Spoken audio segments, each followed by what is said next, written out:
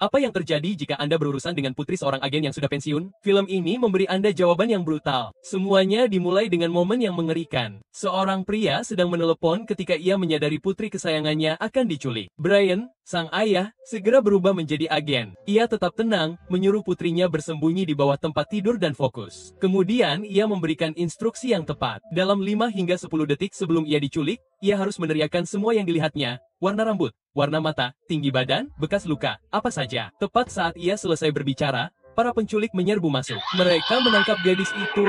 Jeritannya merobek telepon dan kemudian hening. Sambungan terputus. Seorang pria mengangkat telepon. Brian, yang tenang tetapi mematikan, mengatakan kepadanya, lepaskan dia dan ini semua berakhir sekarang. Tolak dan aku akan menemukanmu dan aku akan membunuhmu.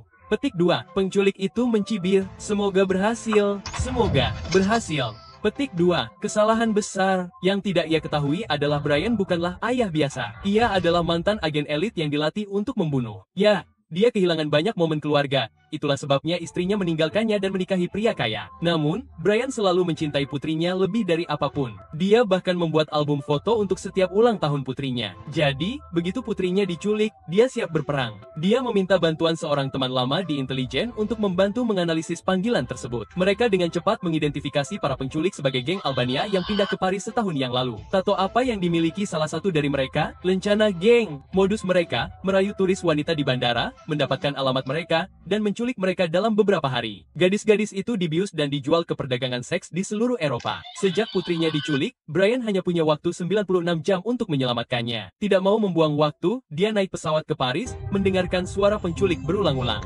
Begitu tiba di Paris, dia mulai melacak lokasi terakhir putrinya yang diketahui. Di dalam apartemen, dia merekonstruksi TKP, memutar ulang panggilan tersebut. Di bawah tempat tidur tempat putrinya bersembunyi, dia menemukan ponsel putrinya yang hancur dan mengambil kembali kartu memorinya. Dalam satu foto, pantulan di jendela memperlihatkan seorang pria yang sama yang bertemu dengan para gadis di bandara. Namanya Peter, dan dia bukan amatir. Dia berkeliaran di bandara, mengincar turis muda, dan menipu mereka agar berbagi taksi. Begitulah cara dia mendapatkan alamat mereka. Brian melacaknya tepat pada waktunya. Peter sudah mengobrol dengan gadis lain. Tanpa peringatan, Brian membantingnya ke dalam mobil dan menuntut jawaban. Tetapi sebelum Peter dapat berbicara, salah satu anak buahnya menyeret Brian keluar dari mobil. Sial bagi mereka, Brian langsung menjatuhkannya. Dia berbalik, Peter telah pergi. Brian membajak taksi dan mengejarnya. Peter panik dan melompat dari jalan raya hanya untuk ditabrak dan dihancurkan oleh truk yang melaju kencang. Sekarang Brian meminta bantuan sekutu lamanya, Jean-Claude, seorang wakil direktur keamanan nasional Paris. Dia memperingatkan Brian untuk tidak bertindak terlalu jauh karena geng Albania itu berakar kuat di dunia bawah tanah Paris. Tetapi Brian tidak peduli. Malam itu, dia menuju ke distrik lampu merah kota. Ia mulai melecehkan seorang pekerja seks dengan sengaja, memancing perhatian pawangnya. Selama konfrontasi,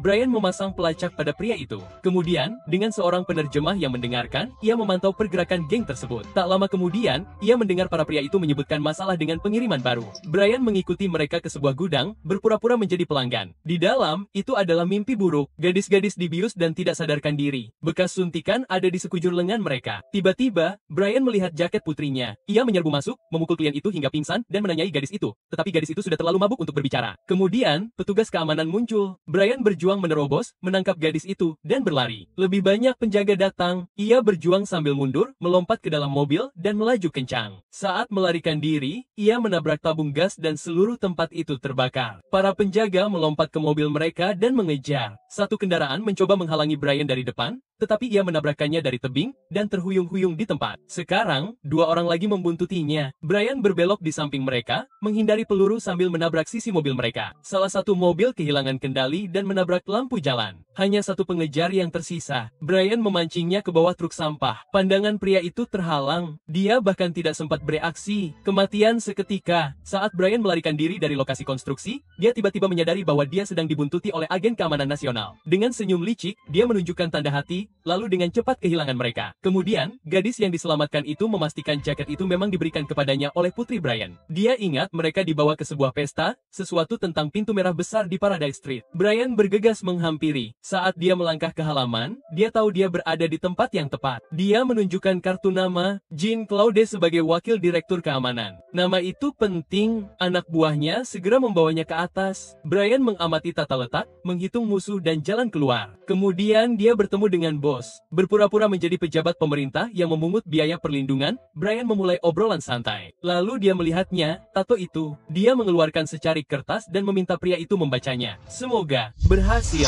Suara itu, tidak diragukan lagi itu suara yang sama dari panggilan telepon itu. Dia salah satu pria yang menculik putrinya. Kau tidak ingat aku? Kita berbicara di telepon 2 hari yang lalu. Akan menemukanmu.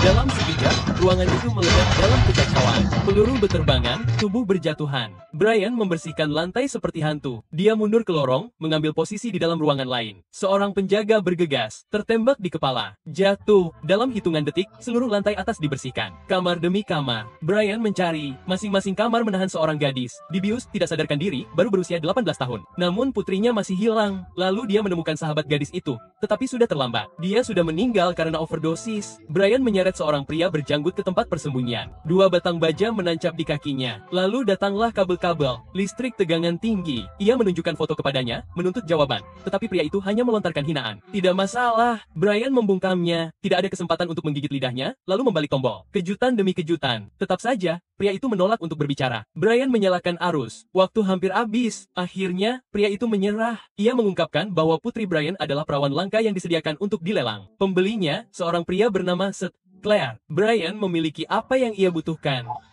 Perhentian berikutnya, rumah Jean Claude. Brian sudah selesai berpura-pura, ia tahu teman lamanya adalah bagian dari ini, dan ia tidak punya waktu untuk disia-siakan. Ia menembak istri Jean Claude di bahu. Sekarang ia berbicara. Menggunakan sistem internal, Jean Claude menemukan lokasi lelang. Brian memukulnya hingga pingsan dan pergi. Segera, ia tiba di sebuah perkebunan mewah. Bagian luarnya tampak mewah, tetapi bagian dalamnya benar-benar kotor. Menggunakan kredensial Jean Claude, Brian menyusup ke acara tersebut. Ia melihat para pembeli memasuki lift tersembunyi. Ia mengikuti, melumpuhkan seorang penjaga, dan mencapai lantai bawah. Tepat saat itu, seorang pelayan lewat. Brian membawanya keluar, mengenakan seragam, dan menyelinap ke aula lelang. Di dalam, suasananya memuakkan. Mereka melelang gadis sungguhan seperti barang dagangan. Akhirnya, barang terakhir terungkap. Putri Brian, dengan pistol di tangan, Brian memaksa pembeli untuk menawar, berapapun harganya. Gadis itu miliknya.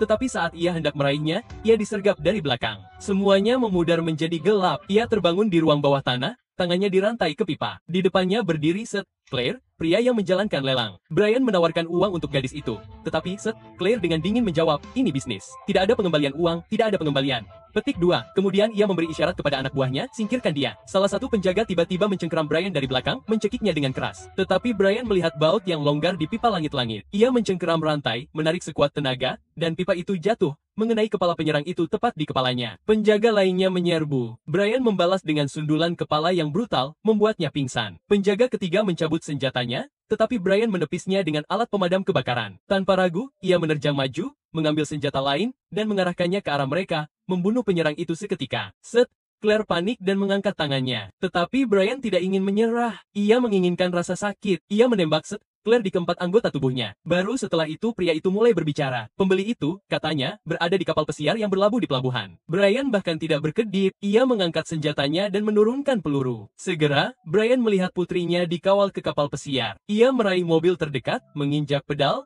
dan melaju melawan arus tepat sebelum kapal itu menyeberang di bawah jembatan. Ia mengejar dan melompat. Ia mendarat dengan keras di dek. Pemimpin tim lelang melihatnya dan mengirim para penjaga untuk mengejarnya, tetapi Brian tetap bersembunyi. Siapapun yang mengintip akan tewas. Satu persatu, para penjaga berjatuhan. Bahkan di bawah tembakan yang gencar, Brian bergerak cepat, menghindar, dan menyerang balik. Segera, kapal itu sunyi. Hanya kapten yang tersisa. Kehabisan peluru, Brian menabrak dinding kaca, melucuti senjata pria itu. Keduanya terlibat dalam pertarungan tangan kosong yang brutal. Dia mengambil pistol dan menyerbu ke ruang pembeli. Pria tua itu masih mencoba bernegosiasi, menggunakan putri Brian sebagai pengaruh. Tetapi saat gadis itu melihat ayahnya, dia menangis dan berlari ke pelukannya. Dia tidak pernah tahu apa yang sebenarnya dilakukan ayahnya, hanya bahwa ayahnya selalu sibuk, tidak pernah punya waktu untuknya. Tetapi sekarang dia mengerti, setelah 96 jam berada di neraka yang sesungguhnya, Brian menyelamatkan putrinya dan membawanya pulang.